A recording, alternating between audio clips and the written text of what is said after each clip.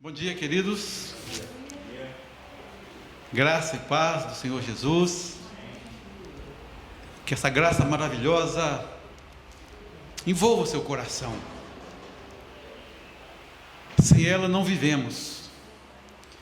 O salmista, sabiamente, ele diz, não é? A tua graça é melhor do que a vida. Só pelo fato de levantarmos hoje e nem pensar que precisamos respirar. Você nem pensa isso, não é? Você nem pensa que existe aí à nossa disposição uma composição exata, não é? De hidrogênio, nitrogênio, oxigênio, naturalmente, na proporção exata para que você possa encher os seus pulmões. Isso é graça, queridos. Isso é graça comum a todos. E Deus, na sua sabedoria, traz ainda a graça especial, a graça salvadora, que alcançou cada um de nós. Que nós possamos também, em gratidão a Deus,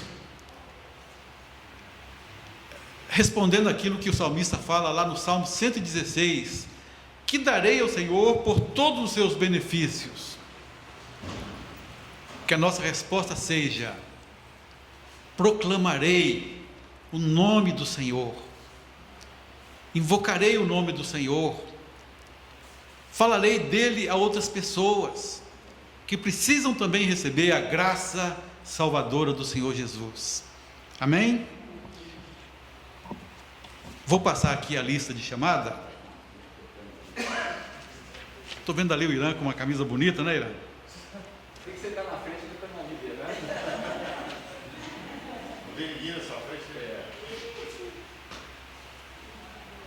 Muito bem. Domingo passado nós estudamos um tema, não é? Foi apenas, quem tem caneta, faz favor, pastor Ari. Apenas um tema nós conseguimos caminhar nele. Hoje pretendemos caminhar mais rapidamente um pouco, não é? Um tempo maior também. E esse tema foi Josué tornando-se um servo do Senhor, não é verdade? E vimos ali que ser servo envolve uma atitude, envolve uma caminhada, envolve renúncia, dedicação, olhar as mãos do Senhor e entender que um gesto dele é uma ordem, é um comando. Melhor ainda, não é? Pelo fato de que o nosso Senhor habita em nós. Paulo fala que nós temos a mente de Cristo, ou seja, pelo pensamento, nosso mestre, o nosso Senhor, é capaz de nos dar ordens. Meu filho, não vá por este caminho. Se você se desviar para a direita ou para a esquerda, os seus ouvidos ouvirão atrás de ti uma voz. Este é o caminho.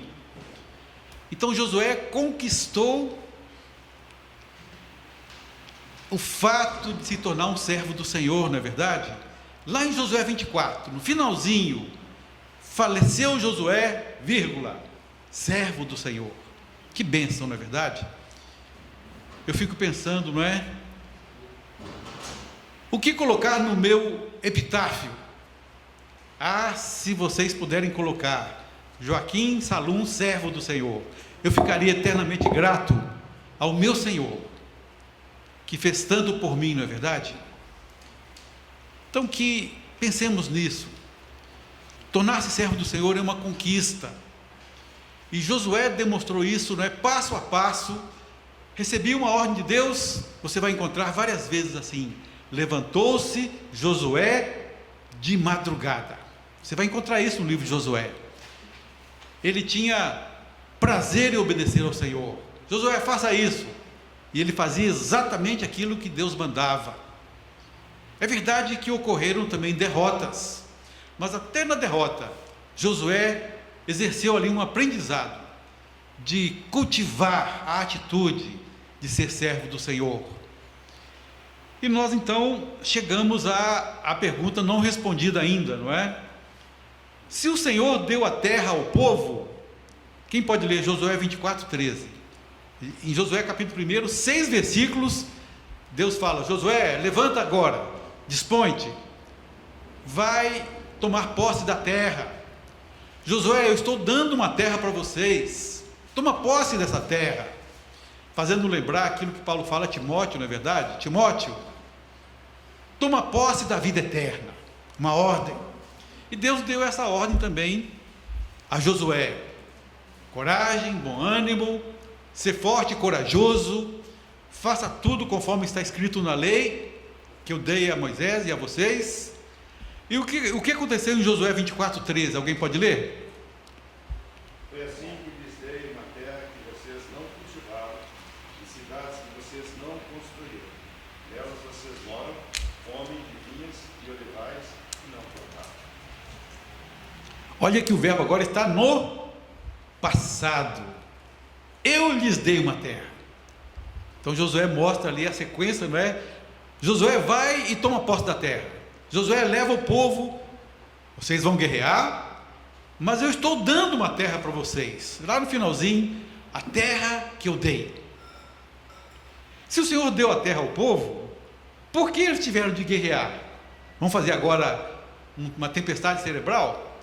Deus prometeu várias vezes dar a terra, e eles tiveram que passar armados, lutar, vencer gigantes, queimar algumas cidades, foram queimadas. Por quê, hein? Um de cada vez. Dizer que porque Deus tinha dado a ordem para eles olhar a terra, né, durante 40 dias, e quando Caleb e José voltou, o povo ficou contra, se revoltou. Eu achei que foi por causa da incredulidade, da falta de fé que Deus daria para perseguir aqueles gigantes, aqueles enaquitas que estavam lá. Isso que eu entendi. Sim, mas foi por isso que eles tiveram de guerrear? Não é? Deus falou: não, estou dando uma terra para vocês. Opa, então vamos cruzar os braços? Não precisamos nem guerrear, não. Deus está dando uma terra para nós, né, João? João está de braço cruzado ali, ó. Vou esperar minha terra. É isso? Não é isso, não é? Por outro lado, eu penso, o reino de Deus é conseguido por esforço. É verdade. Jesus falou: o reino de Deus é tomado por esforço, mas não é de graça, mas não é gracioso. O dom gratuito de Deus é vida eterna, mas o reino de Deus é tomado por esforço. Nós estamos chegando, ó, nós estamos começando a juntar as peças do quebra-cabeça. Que mais? Se a gente pensar, sim, Cândida. Eu acho que tudo que você conquista tem mais esse esforço, é uma coisa que você valoriza mais. Valorizar mais. Você sabe você vai ter mais cuidado com aquilo, você sabe o que te custou para conquistar. Aquele povo estava sendo treinado, estava sendo moldado, né?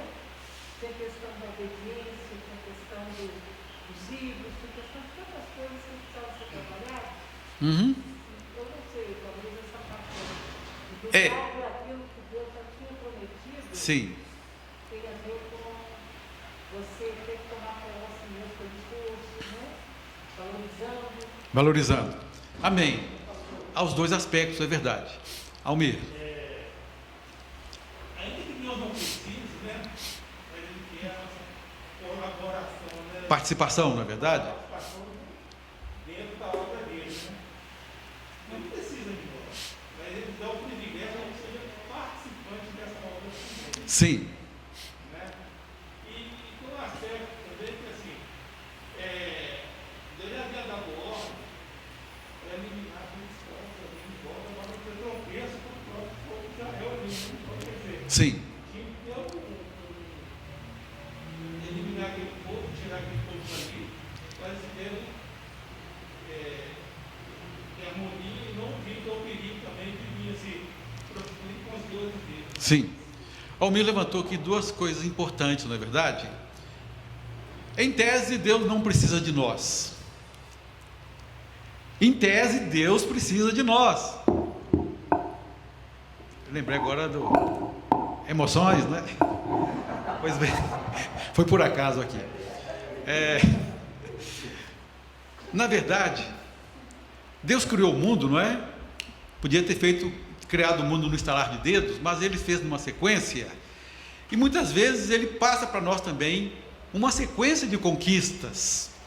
Em tese, Ele não precisa de nós. Mas, na transmissão do Evangelho, na expansão do reino, na conquista deste mundo para Cristo, Ele precisa de nós. Não é verdade? Pastor, não seria conta conosco, não? Tá. Paulo fala, de Deus somos colaboradores. Há tantos atributos, não é? O João está dizendo que Ele conta conosco. É isso mesmo, não é? Ide por todo mundo, pregai o Evangelho. Jesus, enquanto esteve aqui 3 anos e meio, fisicamente, Ele estava limitado. Ele estava limitado fisicamente. Ele não estava ao mesmo tempo em Cafarnaum e lá em Jerusalém, né, do norte no sul. E tantas vezes precisou ir de Jerusalém para o norte, para a sua casa em Cafarnaum, voltar para Jerusalém, e era desgastante, era esforço físico. Jesus, homem, ao subir aos céus, não é, delegou à sua igreja a tarefa de expandir o reino de Deus. É por aí.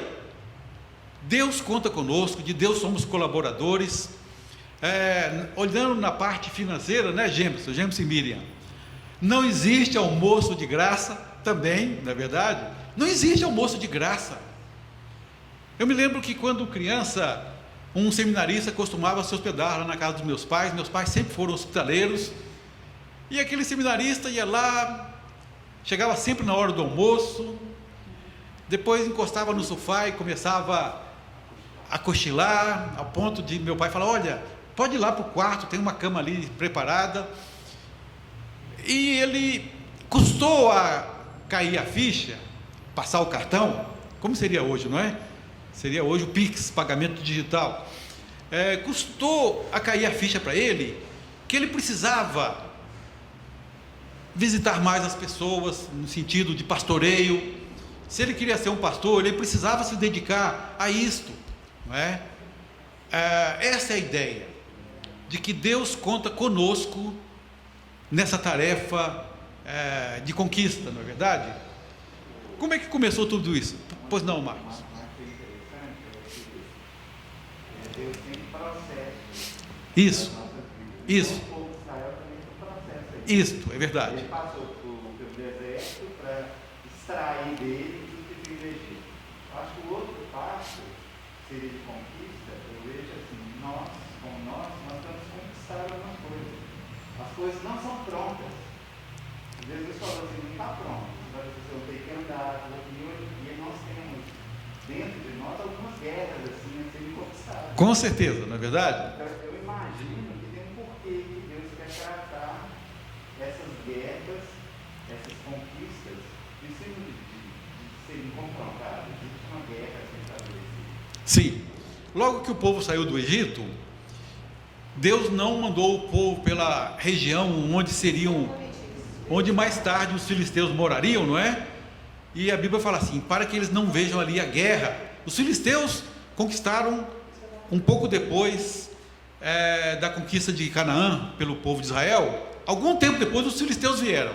Mas o escritor, já sabendo de que era uma região de guerra, faixa de Gaza, aquelas 5 cidades futuras dos filisteus, Deus não deixou o povo ir ali, porque o povo não estava preparado para a guerra, né? O povo hebreu, ele viveu em cativeiro. Isso, o tempo todo, isso, exatamente. Está acostumado a guerrear, está acostumado a agir, servir. Antes que a Priscila fale também, só relembrando aqui o que o Almir levantou, não é? De que havia um povo que não se converteu a Deus durante 400 anos, o povo cananeu, e Deus fala assim, até que se encha a medida dos pecados dos cananeus. Mais tarde precisava desapossar aquele povo, e Deus não ia fazer isso com as suas próprias mãos. Deus contou com o povo de Israel para desalojar os cananeus, não é? Esse outro aspecto que foi também levantado pelo Almir. Priscila. Não, você falou exatamente o que eu ia falar, porque às vezes a gente precisa passar por um processo, porque nós não estamos preparados para receber o que Deus tem para dar. Tem isso também, não é? Às vezes a gente quer algo muito intensamente,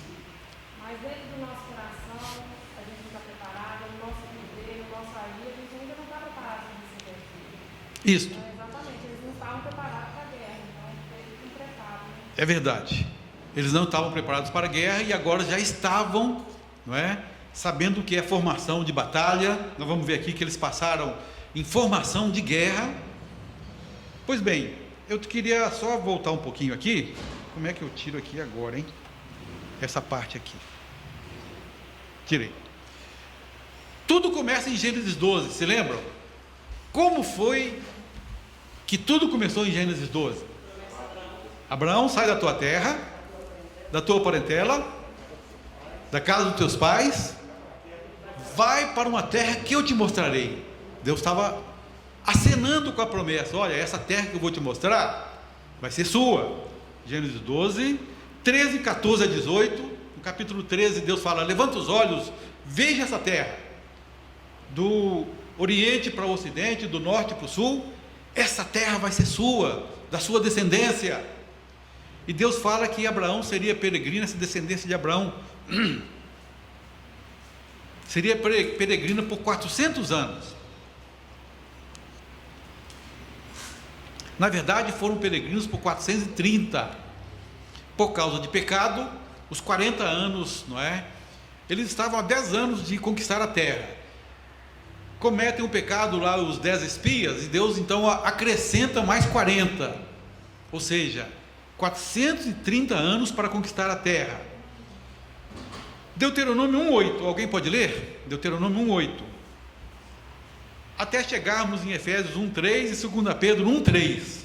Achei muito significativo Efésios 1:3 e 2 Pedro 1:3, capítulo 1, versículo 3, para a gente guardar. É bom você guardar versículos que tenham assim associações numéricas, não é?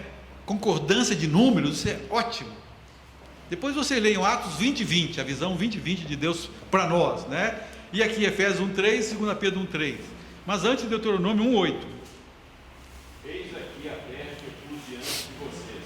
Entre e tome posse da terra que o Senhor, com juramento, deu aos seus pais, a Abraão, a Isaac e a Jacó, e a eles e a sua descendência depois deles. Amém. Eis aqui a terra. Deus estava agora em Deuteronômio, não é? Repetindo a lei. O povo estava diante da terra já. Acredito que a maioria dos que nasceram no Egito já haviam sido sepultados no deserto. Ou seja, o velho homem já estava sepultado no deserto. Quem ia entrar em Canaã é o novo homem. Os meninos que cresceram, não é? Apenas 2 velhos homens que se tornaram novos homens pela fé, Josué e Caleb. Apenas esses 2 dos que vieram do Egito entraram em Canaã, né? Olha que simbologia bonita. O velho homem fica sepultado no deserto. Alguém aqui falou em processo, né? Olha o processo aí da nossa santificação. Se você pegar a santificação, quem é que nos santifica? O Senhor, o Espírito Santo. Mas existe uma contrapartida: fazei morrer a vossa natureza terrena, não é? Não vá por esse caminho, tome cuidado, as obras da carne, fuja delas, vamos cumprir, andar no Espírito. Então há uma interação, não é? Deus conta conosco, há uma interação entre o Espírito Santo nos santificando e nós nos santificando também, ok? O que diz Efésios 1:3 e 2 Pedro 1:3?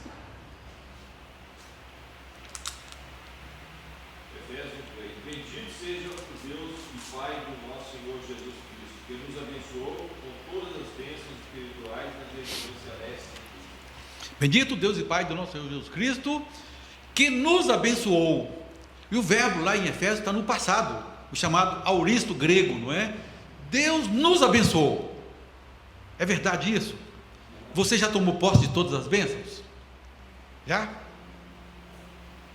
Ou seja, quando Deus pôs a terra de fronte ali em Deuteronômio 1:8, o que ele fala? A terra que sob juramento prometida a vossos pais. Olha, Deus jurou. Deus não se arrepende. Deus, quando jura por si mesmo, não volta atrás nunca. Então a terra era do povo. Deus falou: essa terra é de vocês. Eu estou dando essa terra para vocês. Mas o tomar posse, não é, exige uma contrapartida nossa. E 2 Pedro 1:3. Deus concedeu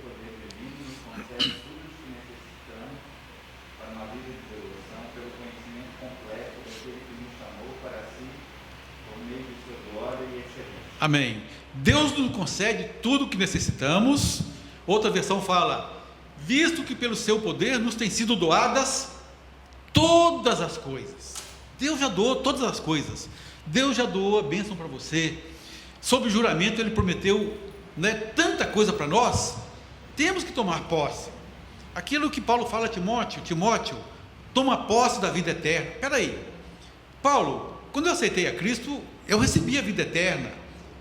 Mas aí Paulo fala assim, toma posse. Que diferença? Qual é essa diferença?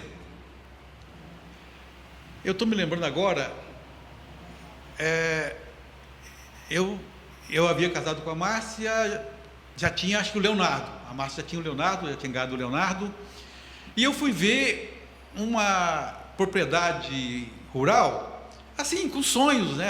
Um dia ainda vou ter uma propriedade rural. Nunca comprei, né? Mas naquela época assim, a gente alçava voos, né? Sonhava alto. Aí fui ver, de repente o cara me mostra uma propriedade linda, a casa bonita, limpinha, um pomar bonito, e a ponta do outro lado, assim, pela cerca, aquilo ali é do meu sobrinho, ele falando. Queridos, a propriedade dele estava maravilhosa, a do sobrinho estava aquela mato puro, espinhos, a cerca de arame farpado, e do outro lado só havia espinhos e vegetação né, seca, parece que ninguém ia lá, havia muito tempo. E eu fiquei pensando, todos dois eram donos, né? Todos dois tinham ali o registro imóvel. Um tomou posse e o outro largou para lá, né? E muitas vezes nós temos feito isso com a nossa vida eterna, com a nossa propriedade. Jesus falou, eu vim para que vocês tenham vida e vida em abundância. E eu me pergunto, Senhor, por que eu não estou vivendo vida em abundância? Aí Paulo fala, toma posse, não é? Conquista, batalhe, vença os inimigos, vença aqueles inimigos internos que o Marcos falou aqui, não é? Quantos inimigos internos têm nos impedido de tomar posse dessa vida eterna? Então, queridos, é isso que Deus tem falado para nós, não é? Sim. Aí está um esforço, foi lá, estruturou, arou a terra, trabalhou. Isso. É claro, é claro. Tomou posse, não é verdade? Deus quer ainda sedimentar no coração do povo, que ideia? A ideia de que tudo é do Senhor, essa terra aqui é minha, né? Do Senhor é a terra e a sua plenitude, o mundo e os que nele habitam. Então Deus está falando, olha, eu estou dando essa terra para vocês porque ela é minha, não é dos cananeus. Tudo é do Senhor, tudo vem do Senhor, e tudo é para o louvor da sua glória, conforme Efésios capítulo 1, pelo menos 3 versículos no Efésios capítulo 1 fala, para o louvor da glória de Deus. E aqui nós temos dois textos que mostram isso, não é? Se eu pedir aqui o Gemerson e a Miriam, 1 Crônicas 29, de 10 a 14, não é isso? O que fala lá? Né? Tudo é dele, ele é o governador de todas as coisas, não é? Quando nós vamos doar para o Senhor, na verdade nós estamos doando do tesouro dele, tudo é dele. Então Deus estava reforçando na cabeça do povo, não é? O povo vai guerrear, qual era o risco do povo pensar? Opa, foi o meu braço forte que tomou essa terra de Canaã, eu desapossei os gigantes, eu venci. Mas Deus falou, olha, povo, cuidado, lembrem-se de que a terra é minha e eu estou dando para vocês, tudo vem do Senhor. Queridos, quando nós temos a noção de mordomia, não é? Tudo que Deus me deu, os bens que Deus me deu, eu sou mordomo do Senhor, vem por empréstimo. Há um texto lá em Timóteo que é assim extraordinário, é o texto assim mais cristalino sobre os nossos bens.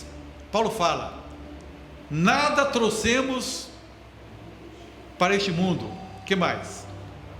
E nada levaremos, nada, de bens físicos, não é? Um pastor uma vez falou que ele saiu para pregar e ele esqueceu o terno. Aí passando assim, ele viu uma loja funerária, opa, aqui eu vou comprar. Foi lá e comprou um paletó, né? A gravata, ele carregava uma gravata na pasta, botou a gravata, e no meio da pregação ele está tentando assim botar a mão no bolso. Paletó de defunto não tem bolso, queridos, não tem, né? E ele estava lá assim, cadê o bolso? Né? Então, nada trouxemos para esse mundo, né? O Senhor o deu, o Senhor tomou, não voltarei, não é verdade? Então, precisamos ter essa ideia. Deus estava sedimentando 6 versículos falando para o povo, não é? No capítulo 1, a terra que eu os dou, a terra que eu estou dando a vocês, prometi dar essa terra e estou dando essa a vocês, a terra. É que o povo se lembrasse de que, se Deus nos deu alguma posse, é por empréstimo, é para nós sabermos compartilhar com outros, desfrutar dela, não é verdade? Quando Paulo fala que aquele que furtava não furte mais, antes trabalhe, para quê? Para que tenha para o seu sustento e também para abençoar outros. Está lá em Efésios capítulo 4. Precisamos sedimentar isso no nosso coração. Que mais? Tem mais um ponto importante aqui, ó. Quando eu sei que é Deus que me deu a terra, ó, vocês vão entrar agora e guerrear. Eu estou dando a terra para vocês. Saber que a vitória vem de Deus nos ajuda a enfrentar os gigantes com ousadia. Se Deus largasse o povo à própria sorte, não é? Na primeira escaramuça que o povo morresse 1, 2, 3, nós vamos encontrar isso quando o povo foi enfrentar a cidade de Ai. Basta ir apenas uns 3.000, que a cidade é pequena. Caíram 30 pessoas. O povo voltou correndo, não é? O povo subiu sem consultar o Senhor. Havia pecado. O povo foi derrotado. Então Deus estava sempre lembrando: olha, eu dou a vitória a vocês. Saber que a vitória vem de Deus nos ajuda a enfrentar os gigantes com ousadia, com destemor. Deus vai comigo, não é? Eu vou vencer essa tentação, Deus está comigo. Não estou dando conta. Não, peraí, você vai dar conta sim. Na sua luta, Deus não vos sobreveio tentação que alguém já não tenha passado por ela antes. A tradução mais bem parafraseada que eu vi foi essa, né? Não vos sobreveio tentação que alguém já não tenha enfrentado ela antes. Por isso Deus vai dar vitória, livramento. Então esse é o primeiro ponto, não é? Outro, saber que a vitória vem de Deus nos impede de cair na fogueira das vaidades, né? Eu peguei aqui um título de um filme antigo, Fogueira das Vaidades. É um livro também, olha só. E o filme, não é? Quão fácil é cair na fogueira das vaidades, não é verdade? Lembram de um rei assim? De repente ele levantou, foi lá. Não é esta a grande Babilônia que eu construí, né? O jardim suspenso da Babilônia, uma das 7 maravilhas do mundo antigo, ele era erguido a 2 metros de altura por 1 quilômetro de extensão, queridos. Imagine a grandiosidade desse jardim suspenso, não é? 2 metros de altura. Quanto que eles tiveram, não é? Os engenheiros e os construtores tiveram que trabalhar para fazer um jardim suspenso com essa extensão. E logo que ele bate a mão no peito, não é? O que aconteceu? Eu fiz isso, essa grande Babilônia, para o meu poder, para os povos verem isso. Não foi eu que fiz isso? O que aconteceu? Perdeu o juízo, não é? Deus falou, foi tirado os vigilantes do céu, os anjos, destronaram aquele rei, até que ele compreendesse o quê? Né? Que tudo vem de Deus, que Deus é soberano, que Ele dá o reino a quem Ele quer, tira de quem Ele quer, Ele dá posses a quem Ele quer, toma as posses de quem Ele quer tirar também. Então, saber que a vitória vem de Deus nos põe no nosso lugar. Humildade, não é isso? Primeiro nos dá a ousadia para vencer os gigantes, e também nos dá a humildade de não ficar pensando, né? Opa, eu que fiz isso, eu que construí isso, eu que batalhei, apliquei bem o dinheiro, ganhei muito dinheiro, comprei isso e aquilo, não. O que Provérbios fala, né? É Ele quem te dá forças para adquirir riqueza. Até a riqueza que adquirimos às vezes precisamos lembrar que é Ele quem nos dá a força para isso. Tá certo? O que mais? Se o Senhor deu a terra ao povo, por que eles tiveram de guerrear? Saber que o Senhor nos deu essa terra, naquele momento, qual era a visão deles naquele momento? Josué, levanta.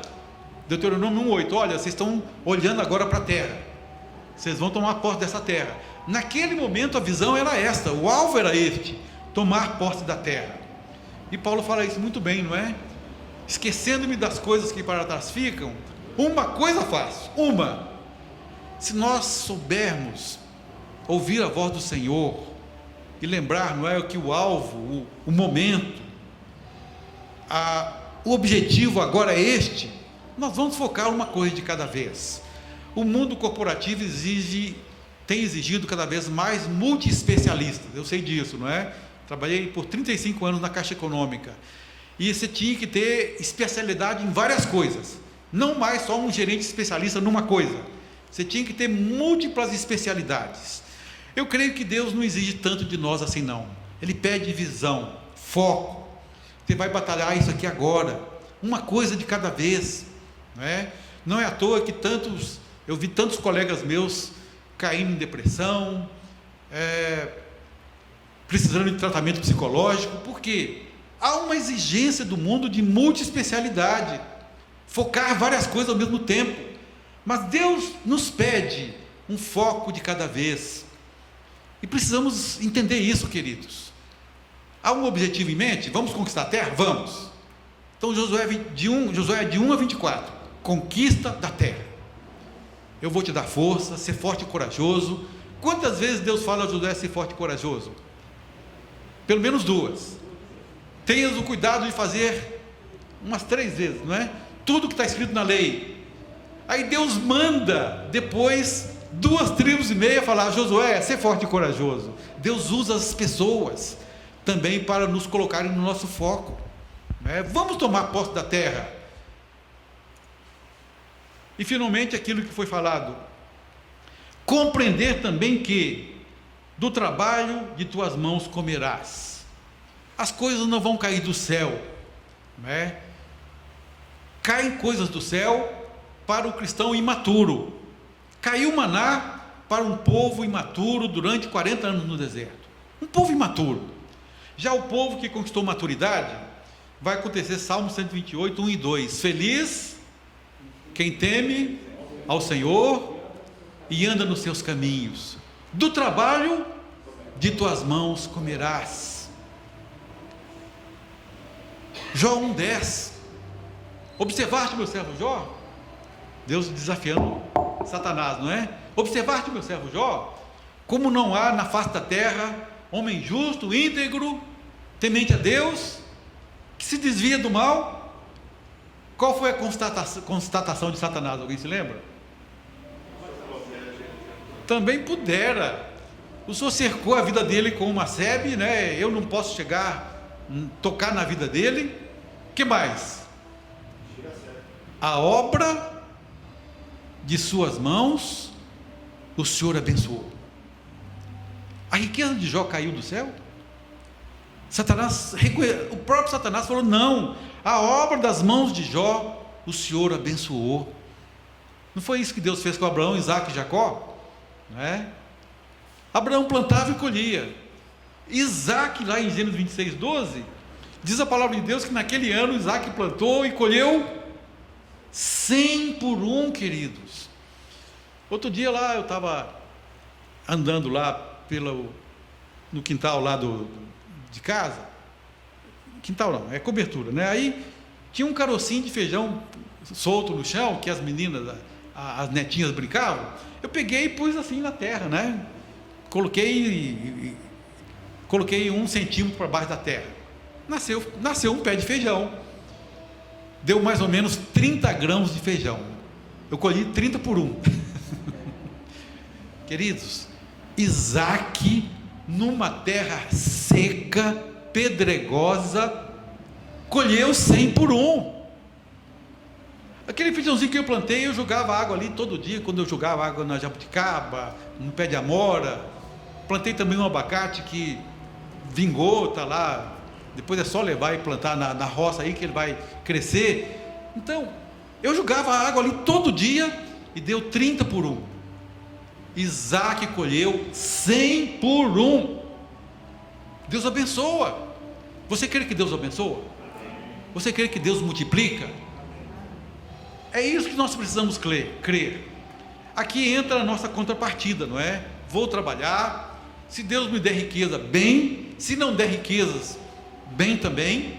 Aí entra o contentamento, que nós estudamos outro dia, não é isso, pastor? Estudamos aí vida de contentamento, na lição de célula. Mas do trabalho de tuas mãos comerás. Por isso o povo precisou passar guerreando, lutando, não é? Vencendo gigantes, destronando reis. Então, queridos, é aqui que eu queria chegar, não é? Nesse link.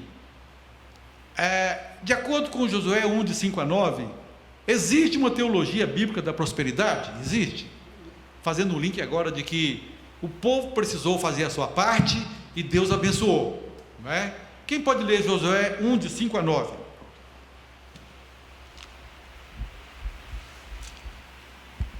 Enquanto você viver, ninguém será capaz de resistir. Eu estarei com você, assim como fiz com Moisés. Não deixarei nem o abandonarei. Seja forte e corajoso, pois você conduzirá esse povo para tomar posse da terra que eu jurei dar aos seus antepassados. Seja somente forte e muito corajoso. Tenha cuidado de cumprir toda a lei que meu servo Moisés lhe ordenou. Não se desvie dela nem para um lado nem para o outro. Assim você será bem sucedido em tudo que fizer. Relembre continuamente os termos deste livro da lei. Medite nele dia e noite para ter certeza de cumprir tudo que nele está escrito. Então você prosperará e terá sucesso em tudo que fizer. Esta é minha ordem. Seja forte e corajoso. Não tenha medo, nem desanime, pois o Senhor, seu Deus, estará com você por onde você andar. Amém. Eu confesso aos irmãos que eu leio esse texto, não temas nem te espantes. Eu não temo, mas eu me espanto. Eu fico espantado de ver quantas promessas e quantas ordens Deus colocou num pequeno texto de 5 versículos. Contaram? Quantas promessas nós temos aqui? Deve ter umas 5 ou 6 promessas ou mais. Ninguém te poderá resistir. Versículo 5.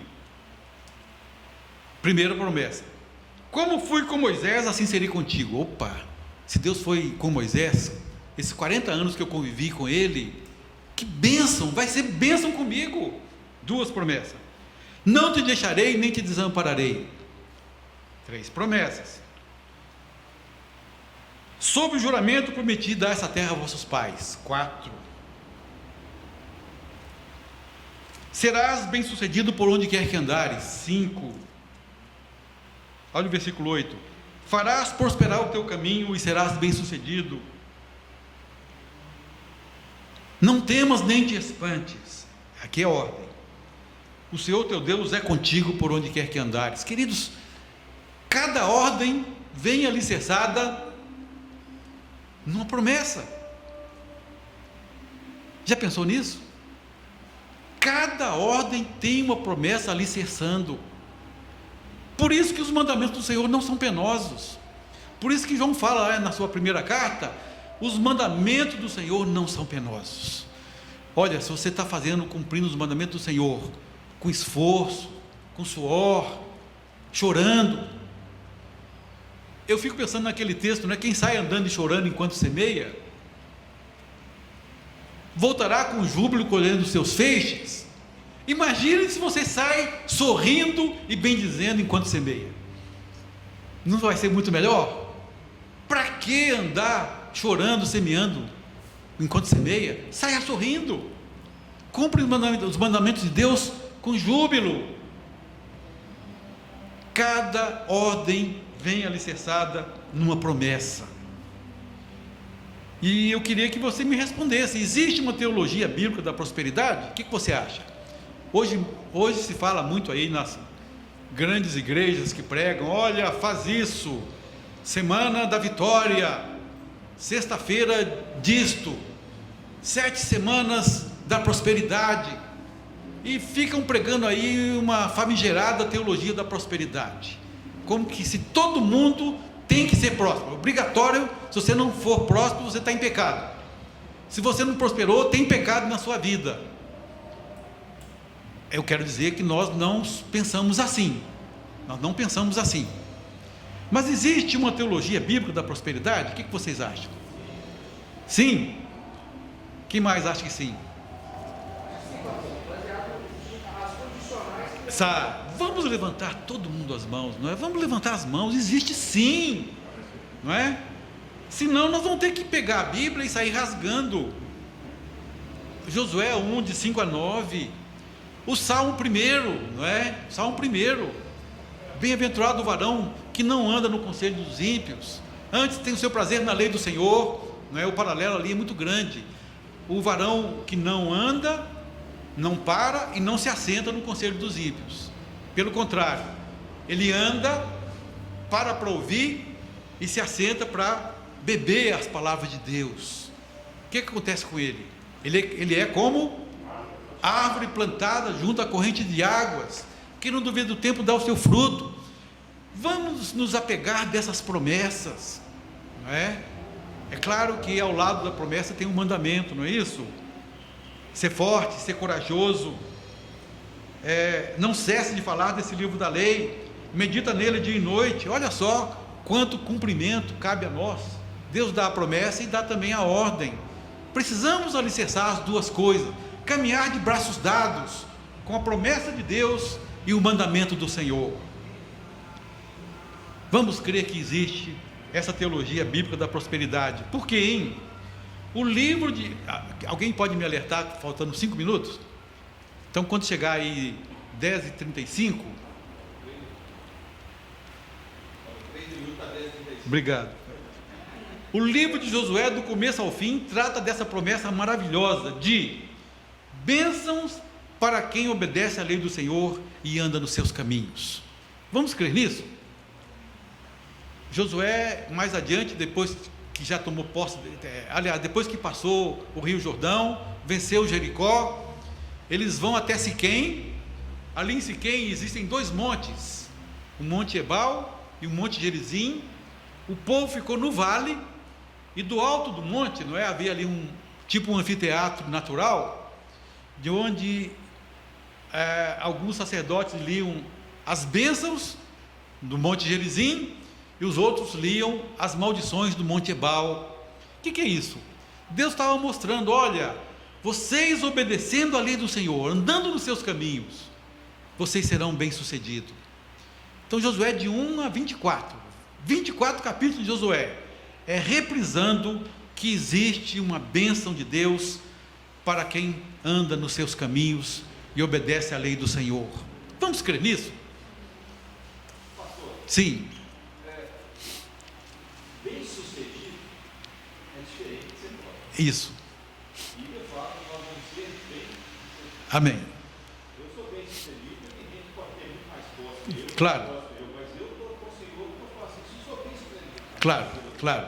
Então acho que tem uma diferença nisso aí. Muitas vezes a pessoa não fala ser próximo de ser Sim. muito rico, sei lá. Que estão pensando em prosperidade, naquele sentido, não é?